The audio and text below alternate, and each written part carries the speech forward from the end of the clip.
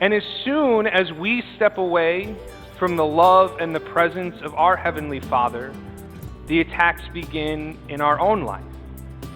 The moments of trial and temptation that we are now forced to confront by ourselves. And even if we are able to hold off these temptations and these trials for a little while, they consume us. They take every single fiber of our being to continually challenge them and fight them off.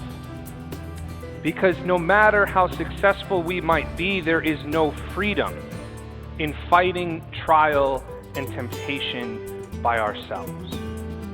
Because God is love. He can't do anything else but love us, even in the moments where we perhaps least deserve it.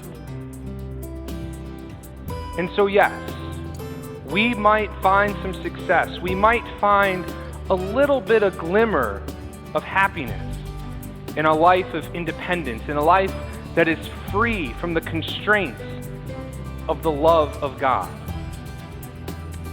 But wouldn't we find much more peace, much more joy, much more freedom if we just dwelt in the love of our Heavenly Father all along?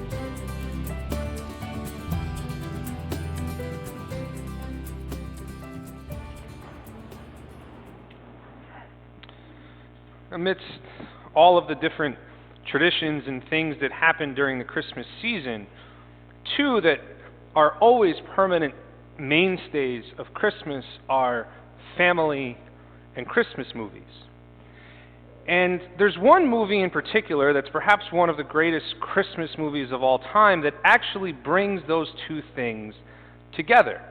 And that movie is Home Alone. How many of us wish we could spend most of the holidays? But, the funny thing is, Home Alone, where Kevin is left in the house by himself while his family goes off to France to celebrate Christmas, and he has to deal with these two robbers who are trying to break into his home, there's actually a lot of the story of salvation in the movie. Because the truth is, there's a little bit of Kevin in all of us. See, sometimes we forget that at the beginning of the movie, Kevin wanted to be left home alone. He wished that he didn't have a family because he wasn't getting along with any of them. And so he thought that he would be a lot happier if his family just disappeared. And if we're really honest, there's perhaps part of that that's a little bit true for each of us when it comes to our relationship with God. We seek this independence. There's almost a little bit of rebellion in us, like a teenager. If you would just leave me alone and let me do what I wanted to do, I would be happy. I would find the freedom, I would find the joy, I would find all of the things that I desire in life, God, if you would just leave me alone. But the funny thing is, when Kevin woke up that morning, he got what he wanted. His family was gone. But almost as soon as they leave, the attacks begin. And these two robbers begin to try to plot their way into his house. And as soon as we step away from the love and the presence of our Heavenly Father, the attacks begin in our own life. The moments of trial and temptation that we are now forced to confront by ourselves. And perhaps, like Kevin, for a little while, we'll be successful. He's able to hold them off for a little while, but he is ultimately captured in a house down the street. And even if we are able to hold off these temptations and these trials for a little while, they consume us. They take every single fiber of our being to continually challenge them and fight them off. There's a really beautiful scene where Kevin is sitting at the dining room table And he knows that the robbers are coming at 9 o'clock that night. And he's prepared, as he says, a highly delicious microwavable meal. This instant macaroni and cheese, and he's got it beautifully plated. He's got candles. He's got milk in a wine glass. It's really a beautiful moment. But as soon as he sits down, the clock tolls 9 o'clock. And so immediately he has to get up, and now he has to fight. He has to put into action all of these things that he has done to try to protect and defend his home.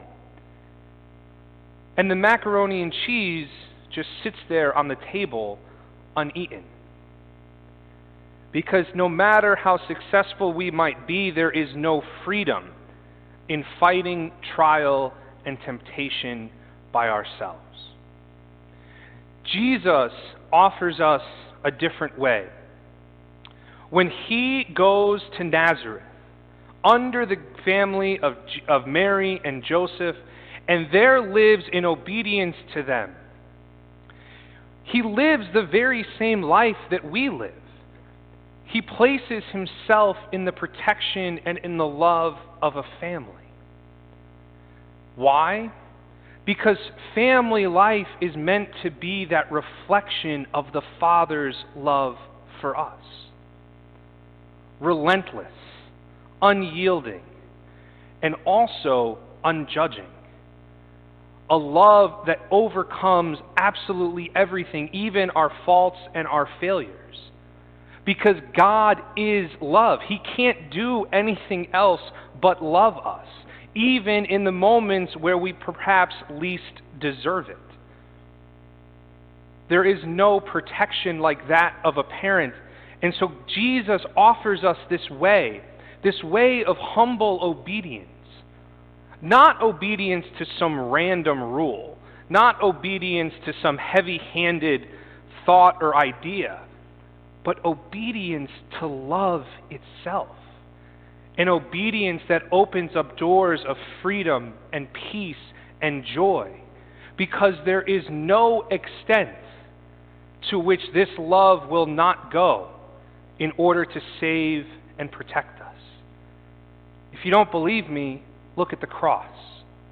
Look at how far this love is willing to go to protect those whom God has called his children, you and me. Throughout the course of the movie, Kevin's mother is trying so hard to get home to him. She literally never leaves the airport in Paris. She's bribing people with hundreds of dollars, with first-class tickets, with her own jewelry. There's no price she's not willing to pay to get home to her son.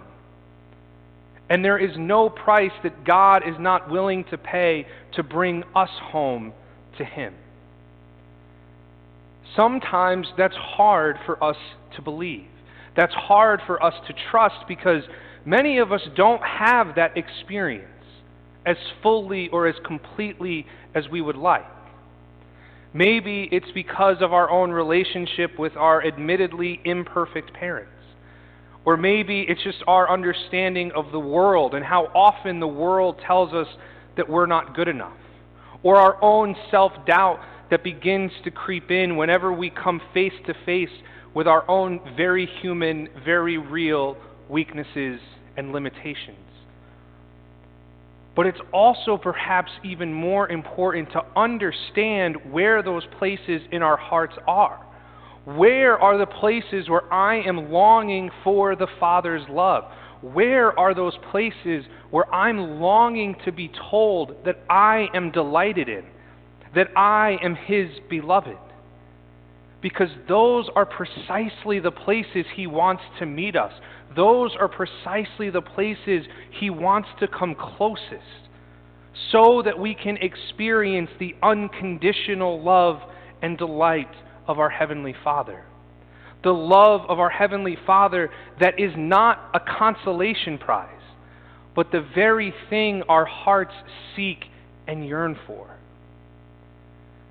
Kevin all along thought that he didn't want a family. He thought he was going to be better off home alone, and truth is, he had some good times while he was there. But at the very end of the movie, he also could not be happier to fall back into his mother's arms when she comes through the front door.